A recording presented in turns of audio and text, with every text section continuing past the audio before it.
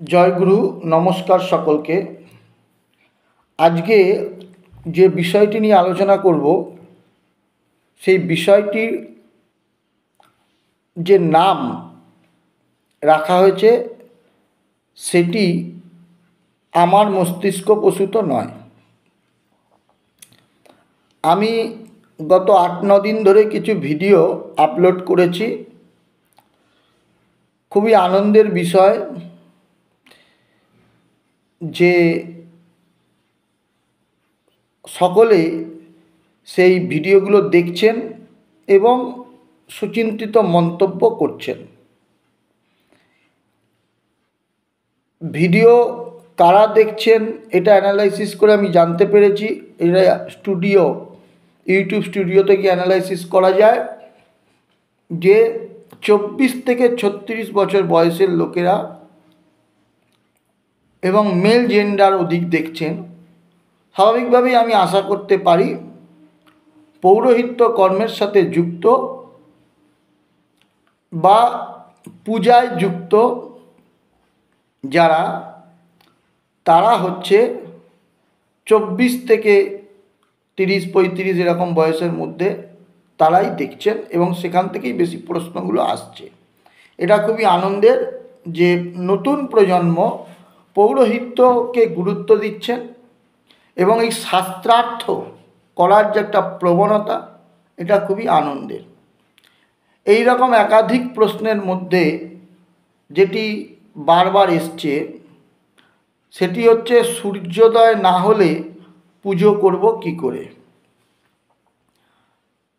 কি প্রসঙ্গে এসছে না, আমি আপলোড করেছিলাম যে সময় স্বল্পতা হেতু কিভাবে পুজো করব অল্প সময়। সেখানে আমি ব্রহ্ম মুহূর্ত, রৌদ্র মুহূর্ত বা অরুণোদয় এই সময় সূচিকে নিয়ে আলোচনা করেছি। সেই প্রসঙ্গেই এসছে। আপনারা যদি ভালো করে শোনেন তাহলে আশা করতাম বা আশা করি এই প্রশ্নটা ওখানেই নিরসন হয়ে যাবে। আমার আগের ভিডিওগুলো যদি ভালো করে শোনেন, আমি শুনেছি, বাস্তবটা জানি না, যে বর্তমান মানুষের ধৈর্য কম, শোনার থেকে মন্তব্য করার প্রবণতা বেশি। অনেকেই আমাকে এ প্রসঙ্গে উপদেশ দেন শর্ট ভিডিও করবেন, ছোট ছোট ভিডিও 2 মিনিট 3 মিনিট। কেন না, এখন মানুষ শুনতে চায় না।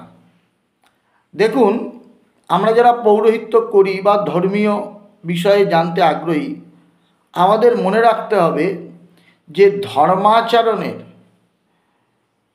প্রথম যেটা কাজ সেটা হচ্ছে ধৈর্য শক্তিকে ধারণ করা।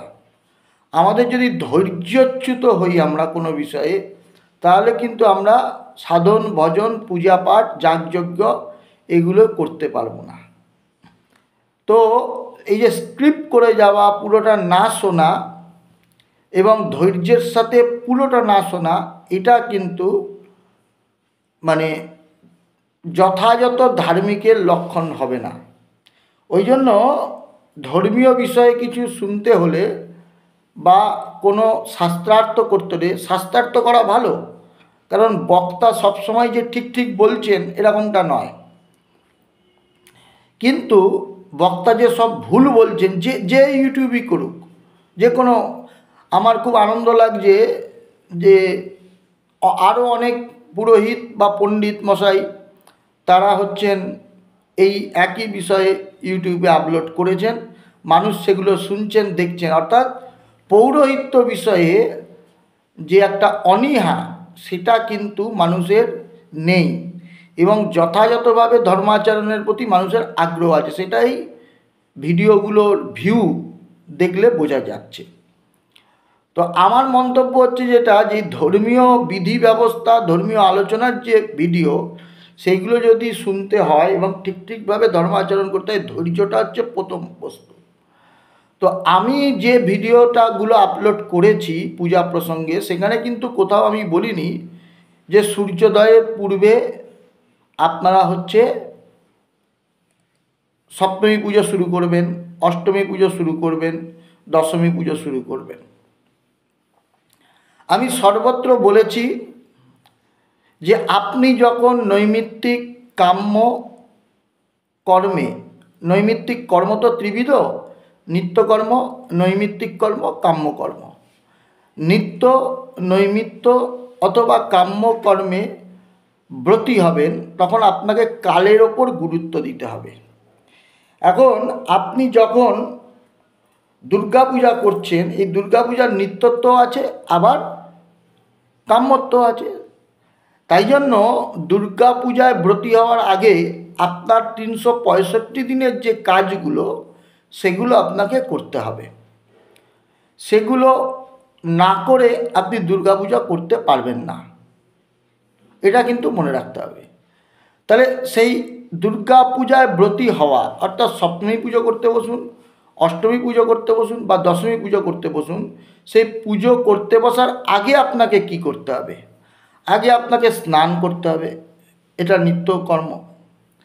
স্নানের সাথে যাদের পিতৃবিয়োগ হয়ে গেছে তাদের তর্পণ করতে হবে, স্নান অঙ্গ তর্পণ বা নিত্য তর্পণ করতে হবে। আবার তর্পণ সেই সময় না করে নয়, মধ্যাহ্ন সন্ধ্যার পরে করলেন, কিন্তু আপনাকে বৈদিক সন্ধ্যা এবং ইষ্টমন্ত্র জপ করে, যারা তান্ত্রিক মন্ত্রে দীক্ষিত তাদের তান্ত্রিক সন্ধ্যা করতে হবে। এবং ব্রাহ্মণের পক্ষে গুরু, ইষ্ট, শালগ্রাম এবং শিব পূজা করতে হবে। এইটা নিত্যকর্ম। এই কর্মটা না করে আপনি কিন্তু সপ্তমী পূজা, অষ্টমী পূজা বা দশমী পূজা করতে পারবেন না। নবমী পূজাটা কেন বলছি না, না এবছর নবমী পূজার যে টাইম আছে তাতে সূর্যোদয়ের প্রসঙ্গটা নেই। এবার আপনাকে দেখতে হবে যে এই কাজগুলো করতে, অর্থাৎ স্নান, দন্তধাবন,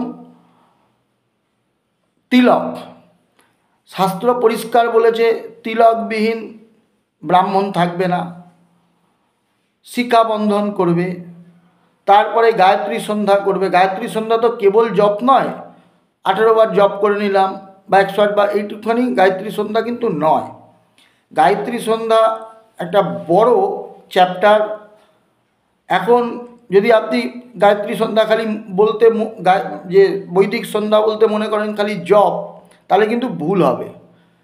বৈদিক সন্ধ্যা মানেই হচ্ছে মার্জন, অগমর্ষণ, সূর্য উপস্থান, হ্যাঁ, তারপরে হচ্ছে কবচ পাঠ, সাপমোচন, বিনিয়োগ মন্ত্র পাঠ, গায়ত্রীর ধ্যান, অঙ্গন্যাস, করন্যাস, তারপরে জলাঞ্জলি, সূর্যার্ঘ্য, এগুলো সব আছে। গায়ত্রীর হৃদয় পাঠ,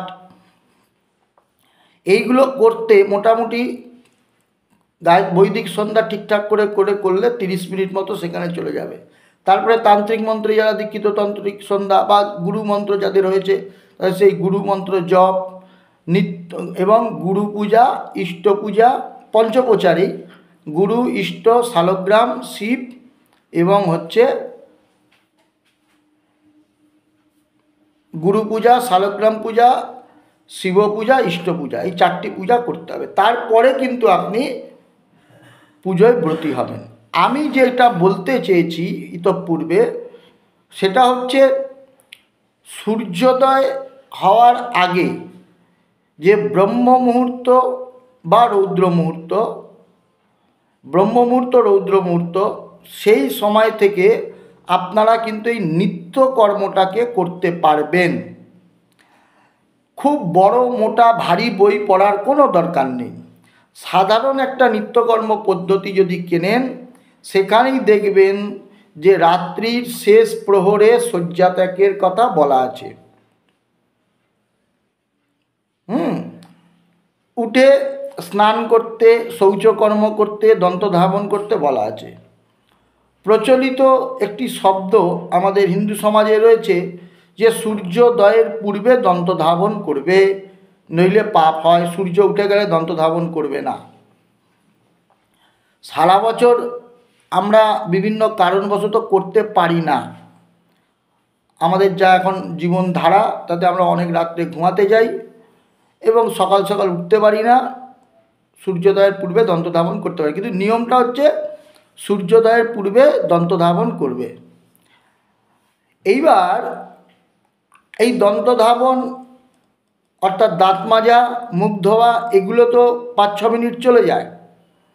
আমি যেটা বোঝাতে চেয়েছি পূর্বের ভিডিওগুলোতে, যে আপনি কিন্তু এগুলো রাত্রির যে শেষ প্রহর, চতুর্থ প্রহরের শয্যাত্যাগ করতে বলেছে, সেই সময় থেকেই এই স্নান, শৌচকর্ম, সন্ধ্যা বন্দনা, গুরু ইষ্ট পূজা এগুলো শুরু করে দিতে পারেন।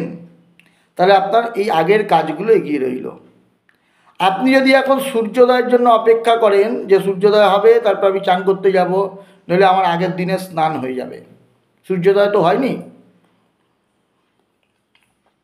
তাহলে কিন্তু আপনার কোনো হাতে সপ্তমী পুজো করার জন্য বা অষ্টমী পুজো করার জন্য 10 মিনিটও সময় পাবেন না।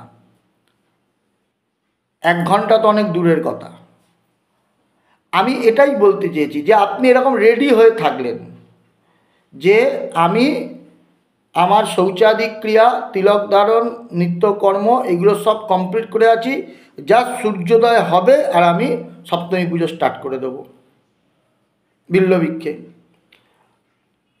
সপ্তমীর দিন প্রথম কাজই তো বিল্লবৃক্ষের কাজ, শুরু করে দেবো। সূর্যোদয় হবে সাথে সাথে আমি অষ্টমী পুজো শুরু করে দেবো। এই জায়গাটা আপনি পাবেন, অন্যথায় আপনি কিন্তু জায়গাটা পাবেন না। তো কোথাও আমি বলিনি যে সূর্যোদয় না হলে আপনি সপ্তমী বিহিত পূজা শুরু করুন। সূর্যোদয় হয়নি তার আগে আপনি অষ্টমী বিহিত পূজা শুরু করুন।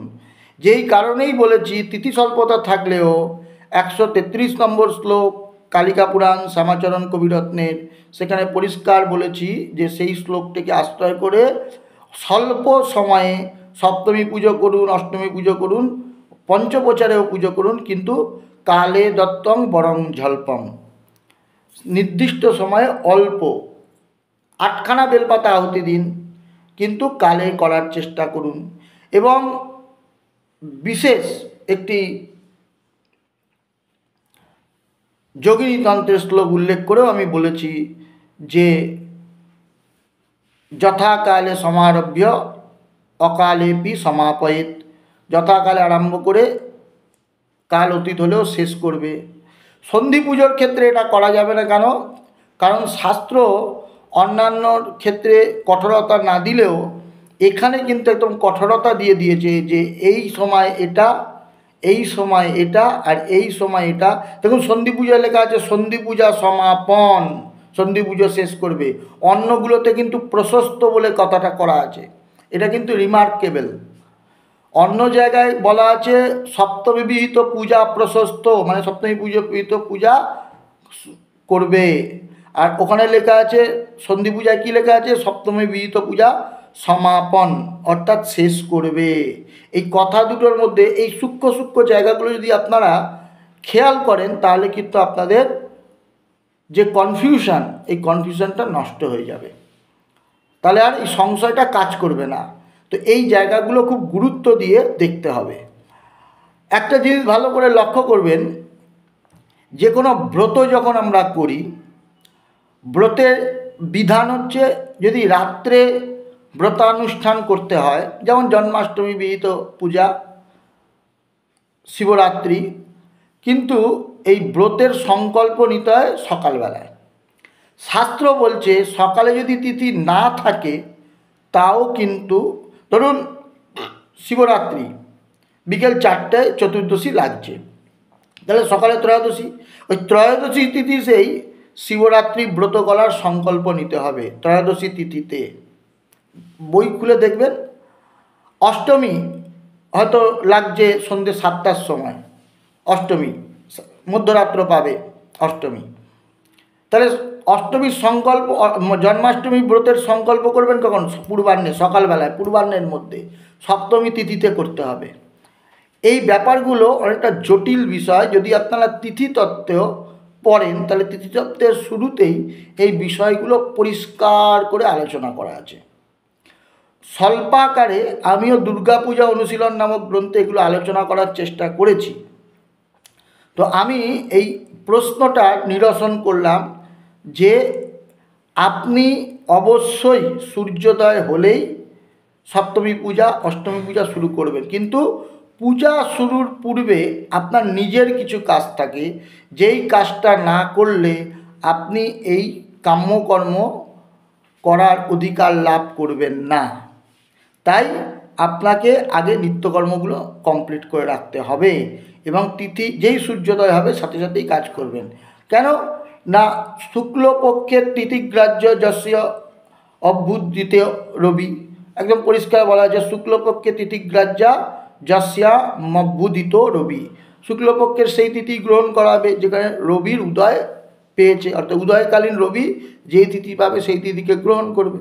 তা সেই হিসাবে আপনাদের কিন্তু উদয় পাওয়ার পরই আপনি পুজোয় বসবেন, তার আগে নয় কখনোই। কিন্তু আপনার পূর্বে যে কাজগুলো আছে সেগুলোকে কমপ্লিট করতে হবে। আশা করি এটার দ্বারা সংশয়টি নিরসন হবে। আরও কিছু প্রশ্ন আছে, আমি পরের দিন সলিউশন করব। যেমন চণ্ডীপাঠ বিষয়ে প্রশ্ন রেখেছেন, বলিদান বিষয়ে প্রশ্ন রেখেছেন, এগুলো আমি নিরসন করব। জয় গুরু।